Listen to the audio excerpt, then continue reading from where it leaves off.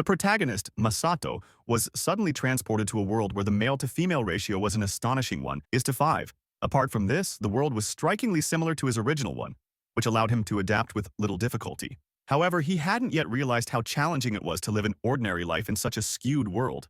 He reflected that everyone has likely dreamed of being popular with the opposite sex at some point. Yet, Masato was visibly frustrated. And the reason? A girl approached him, playfully invading his personal space, and suggested they have tea together, just for a little while. In his thoughts, Masato apologized, explaining he never wanted this attention, and that no matter how many times he declined, the girls persisted, making him worry about being late. He stammered that he was in a hurry. The girl, undeterred, insisted he at least share his contact information. Resigned, Masato thought to himself, forget it, and began to reach for his phone. But before he could, a voice called out his name. Masato! It was Kumi who grabbed his arm and urged him to hurry because class was about to start. Masato protested, asking her to wait a moment. He wondered if escaping like this was too rude, glancing back to see the girl click her tongue in annoyance, her glare terrifying him. Kumi, exasperated, reminded Masato that he could simply ignore such advances. He laughed awkwardly, admitting that ignoring people was harder than it seemed. Kumi, pouting, told him his kindness was what made him so worrisome. Masato thought to himself that this wasn't something typically said to a college guy, but acknowledged that in this world, Kumi was probably right. He had been transported to this world a month ago. Initially, he hadn't noticed anything strange because it felt so similar to his previous life. But then he discovered the extreme gender imbalance. One man for every 5 women. He confessed he didn't understand why this was the case, but it had made the women in this world remarkably bold, with some even discussing the legalization of polygamy. When he realized he was in an unfamiliar world, he was terrified. He recalled having friends, attending school, and laughing over trivial things in his old life, only realizing how precious that normalcy was after losing it. He had thought he'd have to abandon any hope of an ordinary life. But then, he met someone who became his guardian, offering support. He also made friends who helped him through difficult moments. Though he still didn't know why he was brought to this world, he felt grateful for meeting such kind people. And more than that, Kumi interrupted, asking what was wrong as she noticed him lost in thought. Masato reflected that thanks to the skewed gender ratio, even a beautiful girl like Kumi paid attention to him, something he deemed impossible in his previous world. He considered himself lucky in a way. The people in this world kept him hopeful. Though the world had changed, he resolved to live as normally as he could. Kumi, observing his changing expressions, offered him a warm, pleasant smile. Masato reflected that he had never realized how simple-minded he truly was. 1 week earlier, Kumi let out a frustrated noise, complaining that the Upu players, male characters who joined First Fantasy Online just to be pampered, were incredibly annoying. She mentioned overdoing it in the game the previous day and grumbled about the location of their first-period classroom. Nearby, 2 boys sat on a table, casually discussing her. One remarked that Kumi was actually pretty cute, rating her about 85 points. The other noted she just barely made the cut, adding that if she asked, he might consider dating her. Kumi, overhearing them, thought to herself with growing irritation that men were so arrogant. She fumed that they made no special effort and lacked anything particularly exceptional, yet believed they held the right to choose, a dynamic she felt had always existed. In her imagination, she pictured the boys smugly offering to date her, suggesting she be grateful for their attention or even just for them speaking to her. Those imagined words echoed in her mind, and she deemed them utterly unacceptable. But then, she bumped into someone and apologized. The boy she collided with brushed it off, saying it was fine, and patted her head with a smug, confident expression. He asked if she had fallen in love with him at first sight, offering to make her his third girlfriend, assuming she'd be grateful for such a proposal. Kumi's expression shifted to a mix of shock, disgust, and growing anger. She thought to herself that men were just too much, but her thoughts trailed off. Overwhelmed, she sighed and slumped face down on a desk. Her classmate, noticing her distress, asked what was wrong and urged her to push through to the end. Kumi admitted she didn't think she could keep going. Her classmate, undeterred, encouraged her to stay positive for the campus life they'd dreamed of, excitedly proclaiming they had to catch a handsome guy. Kumi thought to herself that such an attitude was unacceptable. However, she acknowledged that her own perspective, resisting the need to be chosen, was likely what made her abnormal in this world. She recognized that men were rare and valuable, holding the power to choose, their sharp, scrutinizing gazes ever present. Her classmate asked who Kumi was aiming for in their badminton club. Kumi, caught off guard, stammered that she didn't have anyone in mind right now. Her classmate, surprised, pointed out that Kato-san was pretty handsome, Kumi agreed half-heartedly, but in her thoughts, she clarified that it wasn't about wanting a boyfriend. She was simply tired of always being in the position of being chosen. In her imagination, she envisioned a guy who was kind to women, treated them as equals, and had a clean appearance. She wondered if such a person existed, admitting it felt like a luxurious fantasy, something straight out of a fairy tale. Her classmate teased that Kumi, despite being cute, was surprisingly passive and warned that if she didn't pursue someone more aggressively, she'd end up single. Kumi echoed the sentiment, agreeing that it was probably true. She thought to herself that a girl like her, who made no effort to be chosen, surely would remain single. The two parted ways with Kumi bidding Masato farewell. Kumi glanced at her phone and groaned, noting that class was cancelled and no one around seemed to have free time. Meanwhile, Masato, looking distressed at his laptop, muttered that he had nothing to do and was clueless about which classes to take. Kumi, observing him, hesitated about whether to offer help as no one else was around. She thought to herself that someone would likely help him anyway, but felt it would be wrong to leave him struggling.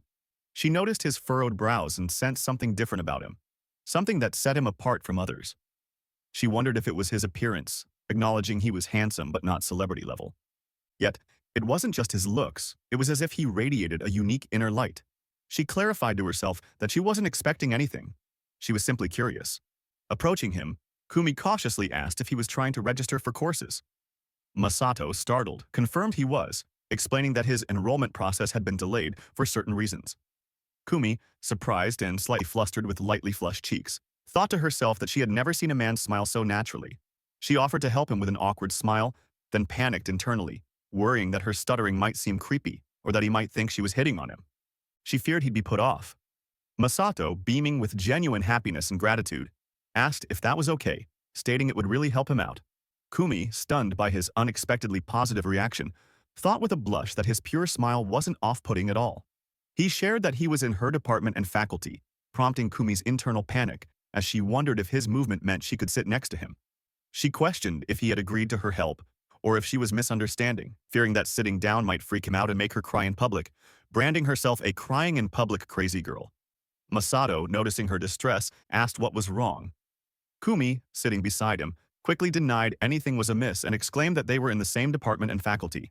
Masato, thrilled, said it was a huge help to be assisted by a direct senior, only for Kumi to apologize and clarify that she was also a freshman. Masato, dumbfounded, let out a surprised sound. Kumi's thoughts spiraled, fearing she had been too bold as a freshman offering help, and that he might think she had ulterior motives. She clarified to herself that she was just curious and found his smile cute, worried he'd think she was full of herself and mock her. But Masato, smiling brightly, expressed relief that she was a freshman too, noting he had no friends in his year and was grateful for her help. He introduced himself as Katasato Masato and asked her name. Kumi, feeling a thrill, thought he was kind and genuinely different. She urged herself to stay calm and smile, introducing herself as Igarashi Kumi with a genuine smile, hoping she was smiling properly. Masato acknowledged her name and admitted he was clueless about which classes to take. Kumi, noticing his completely blank schedule, saw an opportunity and thought that since they were in the same department and faculty, they could take all the same classes, allowing them to see each other every day. Masato called out to her, snapping her out of her daze. Kumi, looking down excitedly, suggested they share the same schedule, explaining that since she was already in some classes that had started, she could share handouts and explanations to benefit him. She panicked internally, worrying her fast-talking seemed creepy, and that seeing her every day might feel like torture to him. Masato, however, asked if she was a genius, stating that her suggestion would really help and questioning if it was okay since it offered her little benefit. Kumi insisted there was plenty of benefit for her, reassuring him it was fine. She wondered why he didn't suspect her motives or tease her for trying to get close to him. Masato asked to see her schedule, and Kumi agreed enthusiastically, questioning if this was a convenient dream. Masato thanked her profusely for her help, while Kumi downplayed her contribution. Packing his bag, Masato said he was heading home since his student ID hadn't arrived, making attending class pointless for now. Kumi wished him well, saying she'd see him in class when he could start attending. She reflected that this was the first time she'd ever enjoyed talking to a guy so much and looked forward to seeing him every day. Noticing him fidget, Kumi asked what was wrong. Scratching his head, Masato hesitantly asked a favor, then, with a gentle smile and direct gaze, asked if she'd be his friend. Kumi, wide-eyed and blushing, felt her thoughts churn. She recalled how men typically held the power to choose, comparing Masato's words to those of other boys who arrogantly offered to date her or be her friend or demanded gratitude for their attention. She thought about being the one chosen, her eyes sparkling with small stars. Kumi eagerly agreed, and Masato, sighing with relief, thanked her, admitting he had no friends and was now looking forward to university thanks to her. Waving as he walked away, he said he'd see her later. Kumi stood frozen. Then her knees buckled as she clenched her fist, declaring to herself that she couldn't handle it. Feeling shy and breathless, she thought Masato was like a prince, exactly what she had imagined, from his personality to his appearance and even his vibe. She repeated his name in her mind, consumed by her desire to have all of him. With a bashful smile, she softly said his name aloud. The scene shifted to the present day. Kumi huffed and pouted, thinking to herself that if she didn't keep an eye on Masato, girls would immediately flock to him because he was far too oblivious. She acknowledged, however, that his obliviousness was one of his good qualities. Masato stopped and looked at her, prompting Kumi to ask what was wrong. He stammered that it was nothing, then reached into his pocket, pulling out something. He asked Kumi to hold out her hand for a moment. Confused, she extended her hand, and Masato dropped small, wrapped candies or snacks into her open palm. Kumi, surprised, asked what they were. Masato explained that it was a small thank you for her earlier help, apologizing that it was just a snack, but expressing genuine happiness and gratitude for her assistance. Kumi's eyes widened, a distinct blush spreading across her cheeks, reflecting both surprise and embarrassment. She murmured that it was unfair. Masato, confused, asked what she meant. Kumi, with a slightly flustered expression, brushed it off, urging him to go. In her thoughts, she reflected that Masato was truly unfair, doing exactly the things she wished someone would do for her. She noted how his unexpected acts of kindness like this one brought her immense joy and felt like they saved her. Though it was still difficult for her, she resolved that one day she would definitely become his girlfriend. At Masato's apartment, someone called out to him, noting it was almost noon. Masato acknowledged her, saying he was going, as he checked his smartphone to confirm his class schedule. He reflected that it had been a month since he arrived in this parallel world, where a version of himself, Kanemoto Masato, had already existed, having just graduated from high school and preparing for college. Initially uneasy about reincarnating, he now felt he was living a fairly normal life, largely thanks to someone special. That special person is Aika Tsukuda, standing with her arms crossed, greeted him and reminded him he had a shift at the shop at 6 p.m. Masato thought that Aika had helped him right after he arrived in this world, becoming his guardian and a goddess-like figure. He noted she was married, expressing hope that she and her husband were getting along. Aika mentioned that Masato had been exercising before work recently and suggested he didn't have to go that day. Locking his room, Masato explained he exercised until he was tired and sweaty. Aika asked how things were going and whether he had made any friends at college. Masato hesitantly replied that he guessed he had. Aika, sounding suspicious, scolded him not to let any strange girls trick him, to inform her if he was staying out overnight, and to drop the honorifics when addressing her. Masato rushed off, agreeing to leave, prompting Aika to point out that he still hadn't dropped the honorifics. Masato reflected that to the people of this world, he must seem like an ordinary girl from his original world. The scene shifted to a classroom filled with students, where Kumi called out to Masato, waving enthusiastically. Masato greeted her back, thanking her for saving him a seat. Kumi assured him she'd always do that for him. He thought to himself how grateful he was to have her as a friend. Kumi tugged his shoulder, suggesting they have a meal together as thanks for saving him a seat, her smile leaving Masato stunned. He wondered if she was some kind of cute creature and if her gesture meant she liked him, a question mark forming in his mind as he caught himself nearly slipping into what he called virgin mode. He asked if she meant that night, apologizing because he had a shift. Kumi, disappointed, asked if his shifts were always on Fridays. Masato noted there was one previous week too. Kumi suggested they have the meal on Monday instead, and Masato agreed it worked for him. Kumi expressed her excitement and happiness, saying she was looking forward to it. Masato, flustered, thought to himself that Kumi was being excessively cute and wondered if she was doing it on purpose. He urged himself to stay composed, deciding to let it slide because of her charm. He acknowledged her kindness in helping with course registration and keeping him company in class, reflecting that in his original world, he likely wouldn't have even gotten close to someone like her, who seemed popular with both guys and girls. Not knowing much about her friendships, he felt a bit guilty for monopolizing her time, assuming her other friends also wanted to take classes with her. Masato asked if it was really okay for her to spend so much time with him, suggesting she might prefer taking classes with her other friends. Kumi, deep in thought, denied this, explaining she could see her friends at the club or elsewhere. Masato insisted she make time for her friends too, assuring her he had caught up with the class and could manage on his own. Kumi, staring at him with deep dark eyes, asked why he said that. Masato, confused, wondered if he had said something strange, noting her smile but finding it oddly unsettling. The perspective shifted to Kumi before Masato arrived. Entering the classroom, Kumi noticed Masato wasn't there yet. She thought to herself that she couldn't help it and decided to save him a seat. She texted Masato, informing him she had saved a seat for him, and wondered if adding a heart emoji would make him cringe, quickly deciding he probably wouldn't mind. Reflecting on the past month with Masato, Kumi thought he was excessively kind, to the point that it worried her. She noted his lack of guard around girls, which she found unusual, but admitted had allowed her to get close to him. She worried, however, that a manipulative girl might trick him, resolving to protect him by staying by his side as much as possible during college. She imagined a future where Masato would kiss her and thank her for everything. Playfully, she thought about protecting him even outside of college, though she quickly dismissed it as a joke. Her phone buzzed with Masato's reply, featuring a sparkling cat emoji saying thank you. Kumi found it cute and responded that it was okay. With a determined expression, she thought resolutely that she would absolutely protect him. She reflected that despite spending so much time together, their relationship hadn't progressed further, and she desperately wanted Masato to be her boyfriend. When Masato entered the classroom, Kumi called out to him, and they sat together. She thought to herself that she couldn't afford to mess things up and needed to be certain he wouldn't reject her before confessing, planning to take things step by step.